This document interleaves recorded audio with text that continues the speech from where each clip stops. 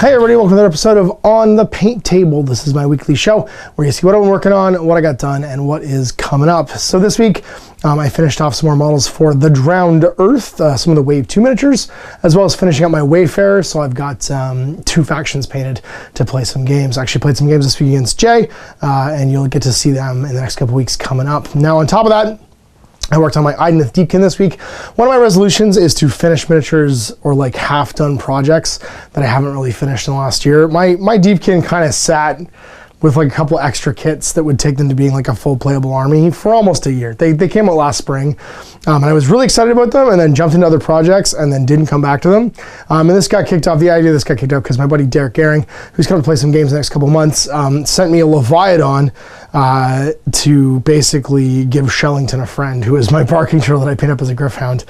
And that kickstarted me painting up a few new units and actually getting everything else I had for them assembled and airbrushed too. And on top of that, I got some work done on just some Infinity stuff I want to add to my Varuna, as well as the next unit for my Boltons, my neutrals for A Song of Ice and Fire. So let's see what got done and what is coming up. So here's the Drowned Earth minis I finished up. First of all was Wishbone. He's the leader of the Wayfarers when you're using them as a faction on their own. And he's super cool. He's like wicker baskets full of old tech. A crazy like lightning stick that he uses as a prod too for hurting dinosaurs. And he comes with the Beast Leader card too, which lets you hire extra dinosaurs in your crew. And Grace, she's the medic, the crazy like smoke grenade, bow staff fighting medic for the Wayfarers. And she's pretty integral in keeping folks alive. Painted some dinosaurs, two Dilophosaurs that I hadn't painted yet, and then the Troodons, which are some sort of like little baby birdie raptory things that are part of the Wave 2 pack. And then my Wave 2 model for my Firm, I don't remember his name. It's like Hasask or something like that. He's one of the dino critters, the smart dinosaur critters, who fights for the Firm, and he's pretty cool. He's got like a flashbang grenade launcher and a katana. So he's cool, like blinding folks on the way in and then fighting them in melee, which is pretty awesome. So I got those done, based up with some cool jungly gamers grass stuff, and actually got a couple games in this week too, which you'll see coming up. And here was the big project for the week. These two folks you've probably seen in past on the paint tables. They sat like assembled and airbrushed for almost a year. I think I probably built them in like April or May of last year when I was working on my Deepkin. And then never got painted. So I painted my Tidecaster and my Soul Render, both in the same colors as my Namarti Hordes. This guy's obviously, you'd be hanging with the Thralls, so he's in the same general color scheme. And then in my same army color scheme with the blue and white, I think this is Yonrak is the Enclave that I have them painted up as. And yeah, and I'm super happy with them. They're super fun to paint. Nice little details, floaty fish and stuff like that. And then I finished up the Leviathan, which is just an enormous kit. I painted it in sections. So the Leviathan itself, I assembled, and the Hound I did separately, and all the crew I did separately as well. So the crew were all in 4 pieces.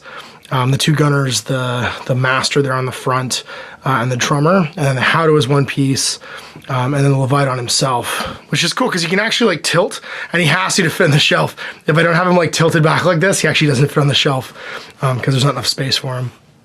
But this guy was all painted separately. So this one was done in like a light brown, or actually dark brown actually.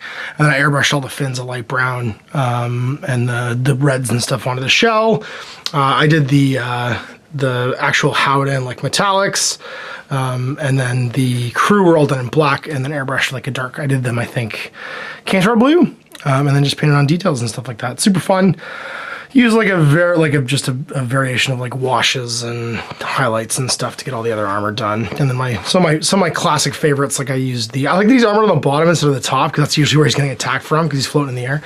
Good old what is it? Scale 75 black metal for the metallics with some, oh geez, what's it called? Drakenhof shade, whatever the dark blue shade is, from GW. And then, yeah, just highlights and details. And then as everything got painted, they all got glued together. So the Howdah got painted first after I finished the Leviathan, then glued on, and then the crew got glued on as they were painted and stuff. So it's all done in sub-assemblies.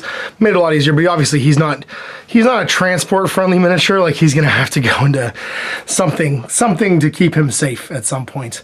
But he does pop off the base and tilt back and forth and stuff too. A lot of fun to paint though. Big thanks to Derek for sending him along because he was super cool, and he adds a big chunk of like 400 extra points. Him and my Eidolon of Mathland are like full-on 2/5 of the army, because I think they're 800 points between the two of them.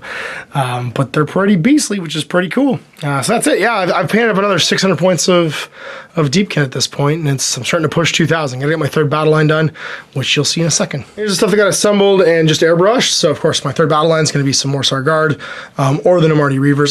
This is just 3 models, so I'm gonna get them done first. I'll power through them probably tonight, and just like paint their shields and stuff separately. The riders are still detached. You can see I again did it in sub-assemblies: the eel, the rider, and the shields. And I'll glue these guys on before I probably start painting them. Or I might do them separately. I haven't decided yet if I'm gonna do them separately. No, probably won't. And the Reavers are just done in some blue, and then get painted too. I'll probably finish these guys first, because if I get them done, and I ally in some Bloodstalkers that I've painted up, I do already have 2,000 points of Deepkin, and it means that I can play some games next week without having to crush out too many more dudes. And the Reavers will be the project that comes after that. And then on top of that, I have airbrushing done on my Bastards Girls, just different browns and grays and stuff on the dogs, and some grays on the Huntsman, and they're ready to paint. And then my Zulu Cobra also at the same time with this cool jammer, just airbrush gray, so I have the basic tones on him. Also airbrushed my blue grays on the Stark banners there, and that was basically it. There's the stuff that I'm probably working on the next week or so that you can look for being finished on next week's On the Paint Table. So you go on the paint table, done and on the books. This week's painting, it's only 10 models, but one's real big, so I'm not going to count him as extra models, but he took a big chunk of time to get finished, and then lots and lots of stuff on the go. Obviously, lots of projects in the new year that I got it finished. So I hope you guys enjoyed checking that out. You can check out Widgets and Wonders tomorrow, and next week's On the Paint Table next Saturday. Till next time, I'm Ash. Have a game.